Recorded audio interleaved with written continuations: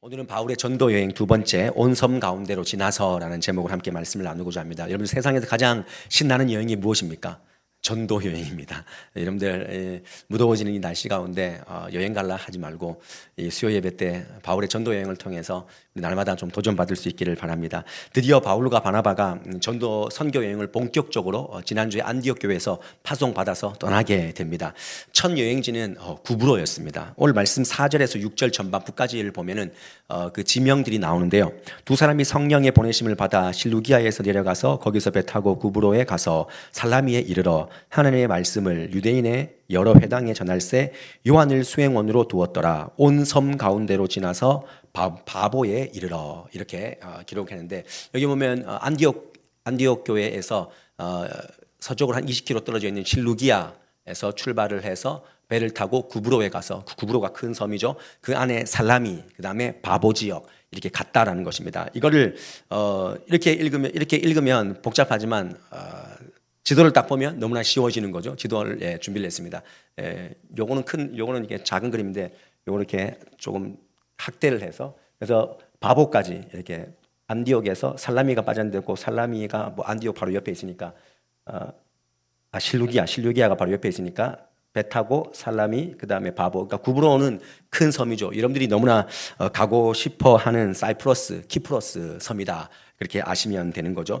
바나바와 바울의 일행은 실루기아에서 배를 타고 200km 가서 항해를 끝에 여기 사실 이 바나바의 고향이 이 구브로 섬이거든요. 나중에 그래서 다시 한번 바나바가 구브로에 가서 직접 이렇게 목회를 하는 그런 장면이 있는데 가족과 아마 오랜만에 친척들을 만났지 않았을까. 그리고 살라미 지역에서 회당을 중심으로 복음을 전하고 그리고 서쪽으로 더 바보 지역으로 갔다는 거죠. 뭐 이름이 좀 바보라서 그렇지 파포스라고 이렇게 지금 일컫기도 하는데 사도행전에 오늘 말씀에 보면은 6절 초반에 보면 온 섬 가운데로 지나서 바보에 이르러 이렇게 말하고 있습니다. 온 섬 가운데로 지났다. 헬라어를 보니까 가운데로 지나서라는 디엘코마이라는 이 단어를 썼는데 뭐뭘 통과하다, 갔다 이런 의미가 있습니다. 공동 번역에 보니까 이 표현을 그들이 섬을 다 돌고 바보에 이르렀다. 이렇게 표현하고 있습니다. 그러니까 그냥 온 섬 가운데를 지났다는 것은 뭐 그냥 뭐 섬이 있으니까 살라미에서 바보 쪽으로 내려왔구나 이런 의미가 아니라 샅샅이 그 온 섬을 샅샅이 지나갔다라는 것입니다. 사실 다음 장면을 그림을 보면은 이게 살라미 제가 이제 AI로 이렇게 그려줘 하니까 그랬는데 사실 살라미에서 남쪽 해안 방향으로 가서 여기에 있는 파포스 섬까지 파포스 지역까지 가면은 편안한 행로입니다. 근데 오늘 말씀에 온 섬 가운데로 지났다라고 말하는 것은 트로도스 산맥을 지나갔다는 것입니다. 이 가운데 산맥이 있습니다. 그 산맥을 지나갔다는 것입니다. 그러니까 우리가 오늘 그냥 말씀을 읽을 때 편안한 길로 갔다, 뭐 남쪽 해안 방향으로 해안가로 갔으면은 편안하게 갔겠지만 그것이 아니라 트로도스 산맥을 지나서 갔다라는 것입니다. 이 살라미에서 바보 쪽으로 가는 이 지역에 나와 있는 트로도스 산맥은요 한라산과 높이가 비슷합니다. 1951m. 이 산맥을 넘어갈 때 굉장히 어려웠겠죠. 근데 재밌는 것은 이 트로도스 산맥에 구리 광산이 있었다라는 것입니다. 여러분들 구리라는 영어 단어가 뭡니까? 카퍼라는 단어를 쓰는데 이 카퍼라는 단어가 키프로스의 금속이라는 키프리움이라는 단어에서 왔다는 걸 아십니까? 그만큼 이 트로도스 산맥에 구리가 굉장히 많이 매장되어 있었다라는 것이죠. 그래서 구브로 섬 하면은 구리입니다. 구리. 역사적으로 보면 아우구스투스가 헤롯에게 내가 이 구브로를 너에게 넘겨줄 테니까 이 지역에 채굴되는 구리를 절반을 나한테 바쳐라 이렇게 얘기를 한 거죠.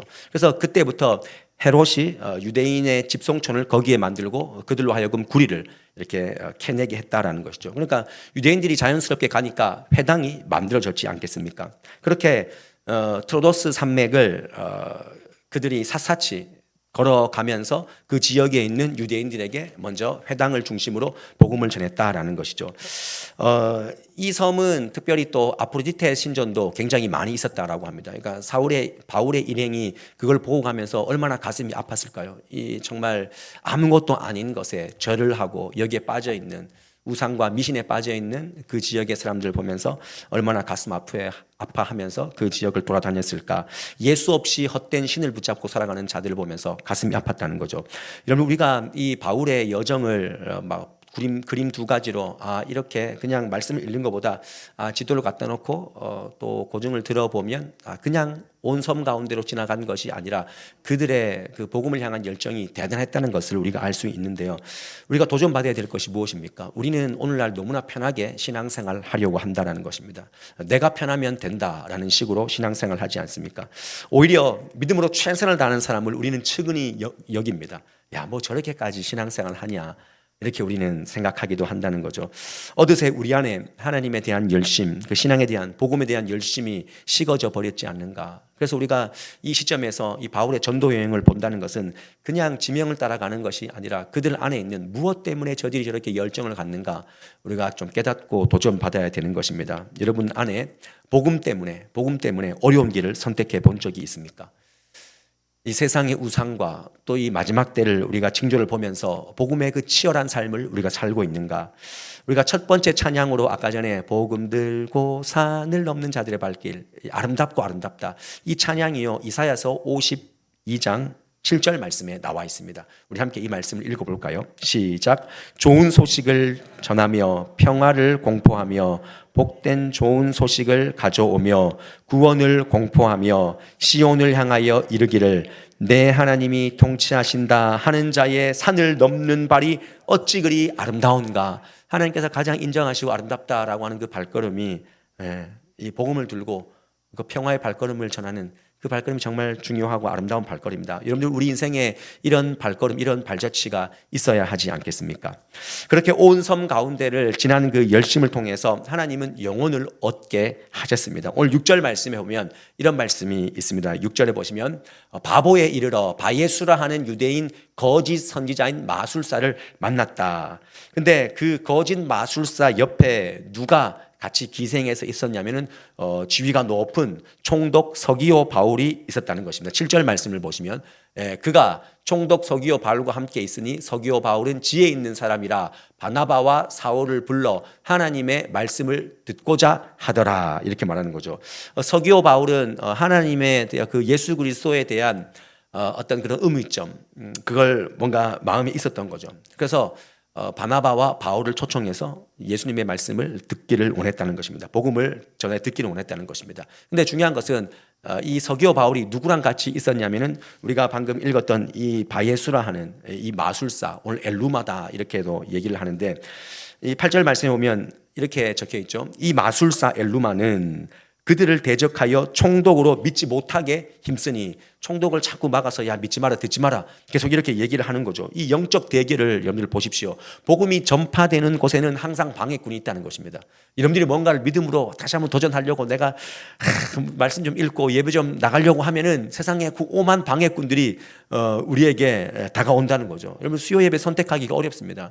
제가 수요 예배를 항상 진짜 귀하게 여기거든요. 그렇다고 뭐 새벽 예배를 귀하게 여기지 않는다, 그게 아니라 모든 예배가 너무나 귀합니다. 특별히 오늘 하루 동안 열심히 사시다가 이 자리를 선택해서 오신 여러분들, 그러나 이 수요 예배를 선택하는데 여러 방해꾼들이 있다는 것을 우리가 알고 그 방해 요소를 이기고 이 자리까지 온 여러분들 사랑하고 축복합니다.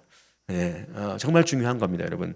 너무나 자연스러운 거예요, 이런 방해꾼들의 어떤 저항들이. 근데 이때 필요한 믿음이 뭐냐면 9절 말씀에 바울이 어떻게 했냐면, 바울이라고 하는 사울이 성령이 충만하여 그를 주목했다라고 말합니다. 성령이 충만해서 그를 주목하고 그에게 선포했을 때 어떤 일이 벌어졌냐면 그가 맹인이 되었다는 것입니다. 그 맹인된 모습을 보고 서기오 바울이 놀라서 예수님의 가르침 앞에 엎드리고 예수님의 복음을 듣게 되었다는 것이죠. 이 사건을 시작으로 바울의 사역이 굉장히 전환점을 얻게 되는 그런 계기를 얻었다라는 것을 우리가 알 수 있습니다. 여러분들, 복음을 대적하는 자에게 결정적인 무기가 무엇입니까? 여러분들을 힘들게 하고 여러분들을 공고하게 하고 여러분들을 어렵게 하는 것들 가운데 우리가 무엇보다 우선시해야 될 것은요, 성령의 충만함인 줄 믿으시길 바랍니다. 성령의 충만함이 무엇입니까? 방언을 하는 것입니까? 막 유창하게 기도를 하는 것입니까? 그것이 아니라 성령의 충만은요, 그리스도를 바르게 고백하는 것입니다. 주님께서 하나님이십니다. 주는 그리스도시요 하나님의 아들이십니다. 바른 고백 위에 자신의 삶을요 통치하시는 그 성령님께 내어드리는 삶입니다. 그때 우리가 집중할 수 있는 것입니다. 내어드릴 때 영적 파워가 생기는 것입니다. 내가 주도하는 것이 아니라 그 모든 통치함 가운데 내가 들어갈 때 하나님께서 주도하시고 하나님께서 이끌어 나가시는 것입니다. 바울의 일행이 이 하나님의 음성을 듣고 그 음성에 순종해서 지금 전도 여행을 하고 있는 것입니다. 이 성령의 충만함의 역사는요, 내 안에 이미 통치하고 계신 그 성령님께 내가 바른 고백 위에 바른 삶으로 내 삶을 내어드리는 것입니다. 그때 엘루마가 대적했지만 그냥 맹인 만들지 않습니까? 똘똘 구불지 않습니까? 그랬을 때 서기오 바울이 주님 앞에 돌아오는 그런 역사가 있었다. 이 성령의 역사는요, 우리가 오늘 그냥 단순히 바울이 이 지역에서 바보라는 이 지역에서 이런 영적인 일을 행했구나라고 우리가 그냥 볼 것이 아니라 이것이 이방 선교의 획을 긋는 세 가지 큰 수확으로 오늘 드러나게 됐는데, 첫 번째는 뭐냐면은 우리가 봤듯이 총독 서기오 바울이 예수를 믿었다라는 것입니다. 그 로마의 어떤 지령에 의해서 한 지방을 맡아서 지금 관리하고 있는 이 총독, 행정관이다라고 하기도 하고, 그 당시에 재정을 관리하는 사람이기도 하고, 또 세금을 잘 거두어서 그 당시에 로마의 평화를 우리가 지켜주겠다 하는 마음으로 그 지역 가운데 폭동이나 반란이 일어나지 않도록 총독들을 잘 배치해서 다스리는 것이죠. 영적 어떤 재정적인 또 소요 사태가 일어나지 않는, 그리고 그 땅에 어떤 인프라를 잘 구축하기 위해서 총독을 놓은 것이죠. 근데 우리는 총독 서기오라는 사람이 오늘 오랜만에 들리신 분도 있겠지만, 총독하면은 딱 생각나는 사람이 있습니다. 누구냐면은 총독 빌라도, 빌라도죠. 본디오 빌라도라고 부르는 이 본디오 빌라도가 우리는 총독이라는 사람의 이름을 생각하면은 딱 떠오르는 인물입니다. 너무나 대조적이지 않습니까? 본디오 빌라도는 예수님을 십자가에 못 박은 사람이지만, 오늘 이 총독 서기오 바울은 예수를 믿고 구원을 받게 된 사람입니다. 이 첫 선교지에서 로마의 고위 관리를, 상류층 인사를 예수 믿는 그 길로 들어서게 했다는 것, 이것이 이 성령의 충만의 역사가 어떤 시각을 가지게 하느냐를 우리에게 알게 하는 겁니다. 사도 바울은 로마의 총독에게 다가갈 수 없었지만 하나님은 그에게 다가가게 하셨고 말씀을 듣게 하셨고, 지위고와 빈부 귀천을 막론하고 복음이 필요한 사람이다. 얼마나 불쌍하냐. 그 사람이 한 지명을 맡아서 관리하는 총독으로 있지만 정말 불쌍한 사람이다. 정말 낮은 사람이 아니냐 하는 그런 마음을 성령의 충만함 가운데 그가 느끼게 되고 가서 복음을 전하게 되었다는 거죠. 후에 보면 사도행전 이제 쭉 읽어보면 뭐 벨리스 총독, 베스토 총독, 그리고 아그리파 왕까지, 사도 바울은 최고의 권력자들한테 가면 갈수록 그들을 볼 때 그 마음이 어땠냐면 불쌍히 여기는 마음이었습니다. 예수 복음 없는, 그리고 세상에 힘만 있는, 성령의 능력이 없는 굉장히 불쌍한 사람이다. 여러분, 그런 눈이 우리에게 있습니까? 성령이 충만하면 그런 눈으로 우리의 이웃들이 보여집니다. 우리는 우리 이웃들이 좋은 집 가지고 잘 살고 있고 잘 벌고 있으면 부러워하지 않습니까? 성령이 충만한 사람은요, 그런 사람들이 굉장히 불쌍하게 보이는 거죠. 그래서 그들에게 복음을 전하고 싶어 하는 것입니다. 이는 복음의 전파가 로마 제국 안에서 이제는 불법이 아니라 이제 합법이 되었다. 그리고 복음의 능력이 얼마나 강한가 하는 것을 보여주는 그런 대목이 되었다는 것입니다. 여러분, 사람 두려워하지 마십시오.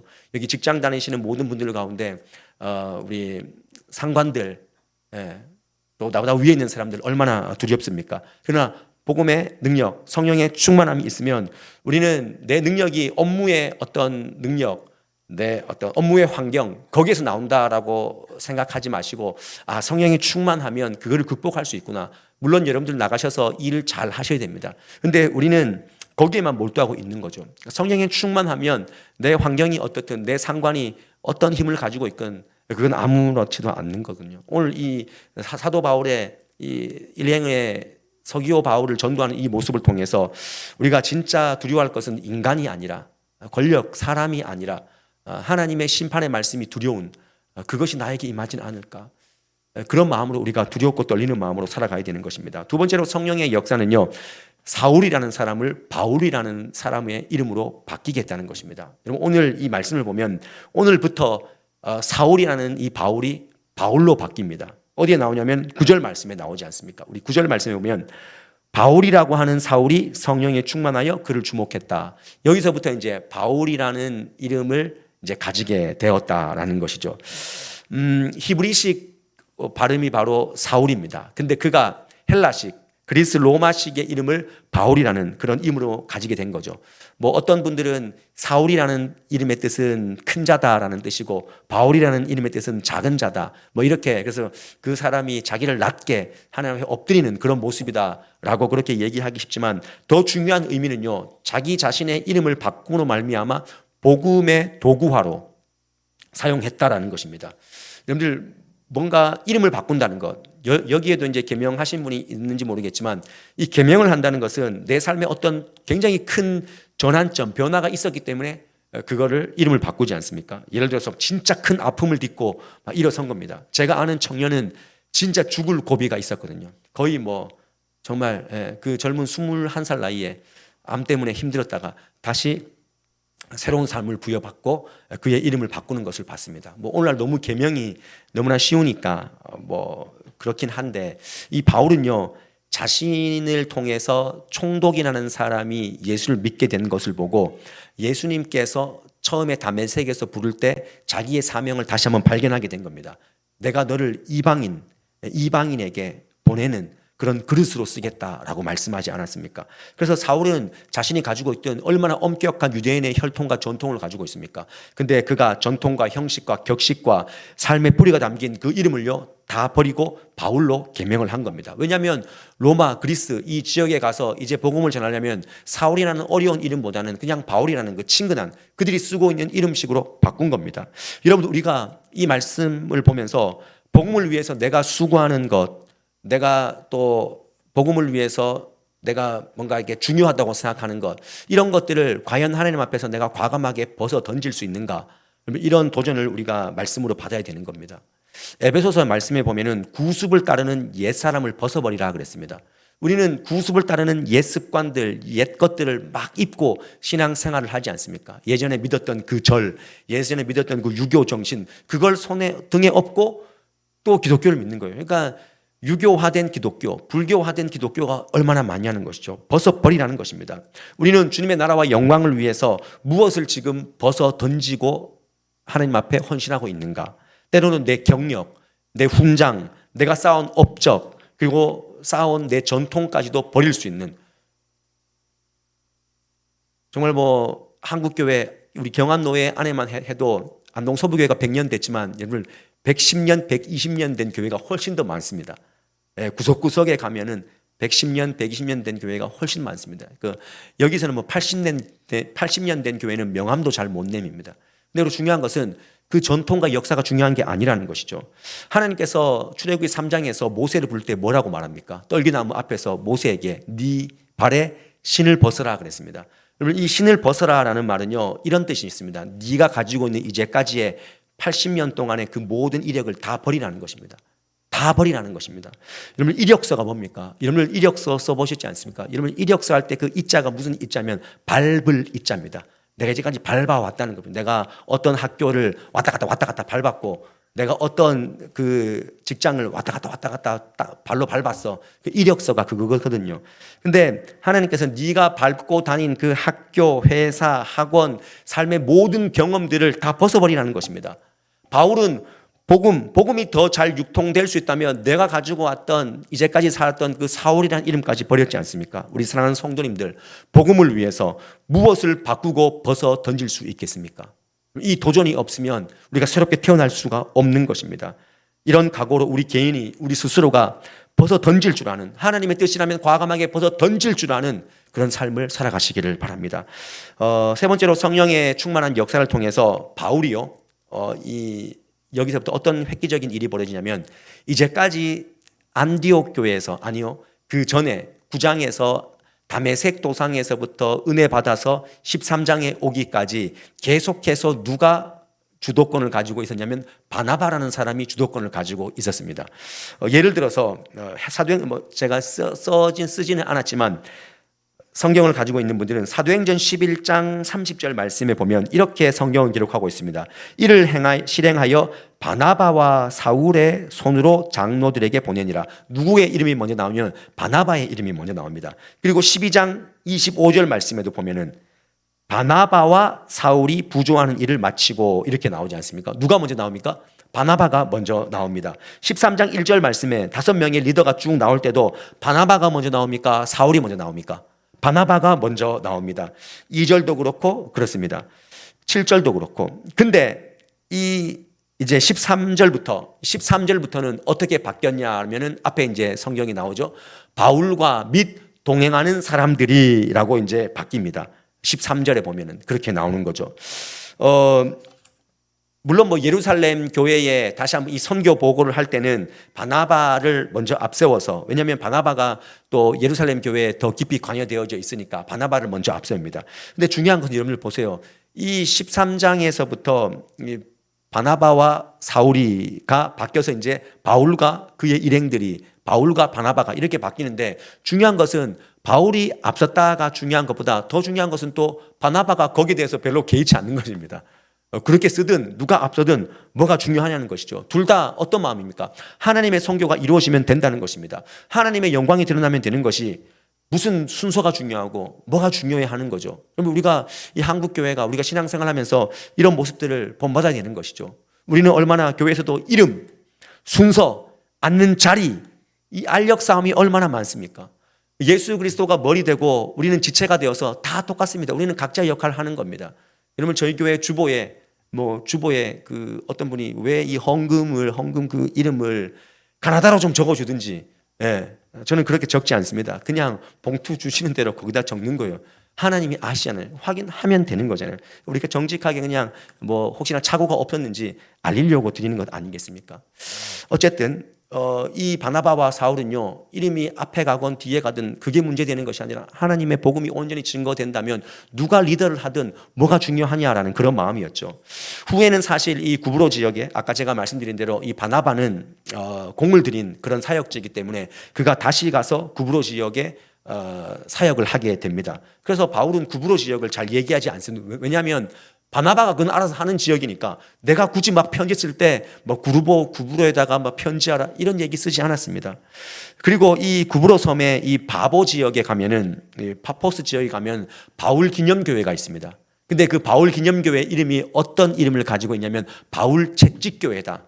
바울이 한 기둥에 묶여가지고 채찍을 맞았다는 거죠. 그런 설이 있어요. 그러면 채찍을 맞았다는 것은 총독 서기오 바울을 만난 후에 맞았을까요? 만나기 전에 맞았을까요? 만나기 전이겠죠. 왜냐하면 총독 서기오 바울이 예수를 믿었으니까 그 이후에는 좀 편안하게 예수를 믿게 복음을 전하지 않았겠습니까?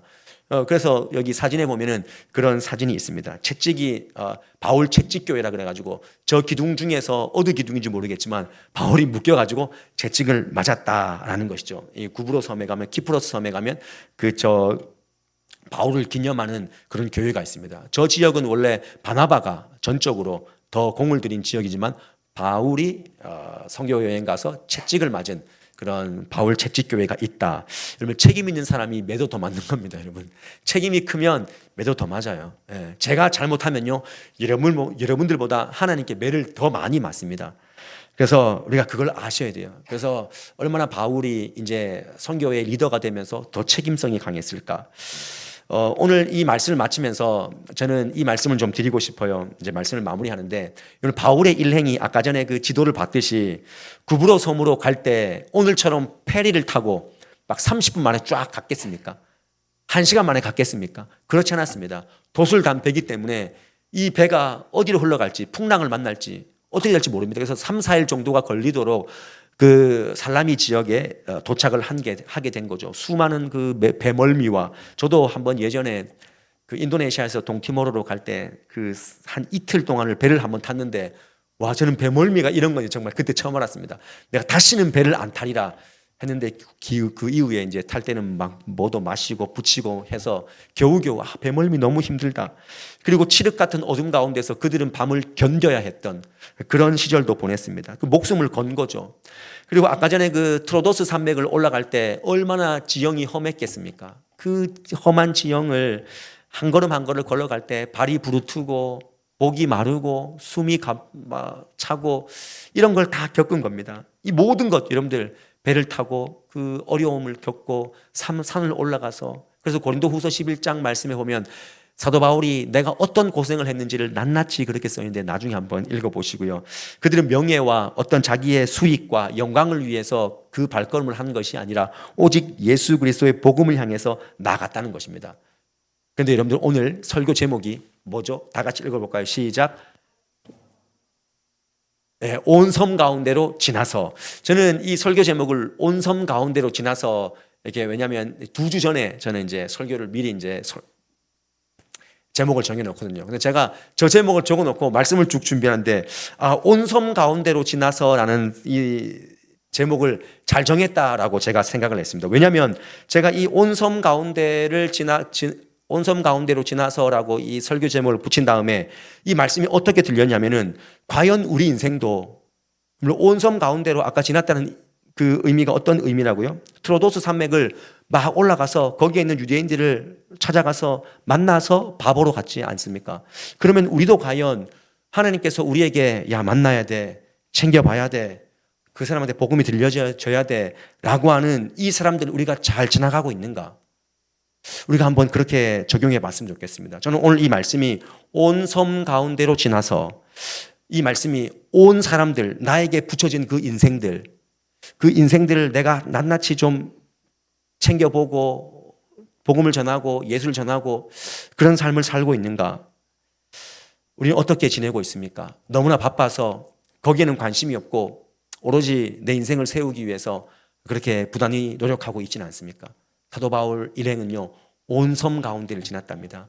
여러분 이제부터 사도 바울의 이 여행을 우리가 시작을 하면서 우리 또한 그냥 지나갈 법한 편안하게 그냥 지나가면 해안으로 가면 되는 이 코스를 온 섬 가운데로 지났던 바울의 일행처럼 우리 또한 샅샅이 우리 주변에 믿지 않은 자녀들, 믿지 않은 부모님들, 믿지 않은 또 우리 친지들, 이웃들 보면서 그 온 섬 가운데로 낱낱이 지나가면서 내가 할 역할들을 만약에 그들이 나중에 나에게 누군가가 복음을 전했다면 내가 믿었을 것이다 했다면 우리가 얼마나 부끄러운 그런 모습이 되겠습니까?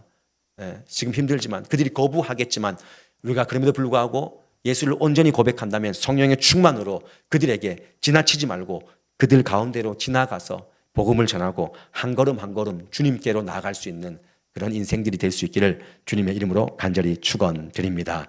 오늘 우리는 온 섬 가운데로 발걸음을 옮겼던 사도 바울의 일행의 모습을 보면서 우리도 이 찬양을 통해서 주여 주님의 영광을 보기를 원합니다.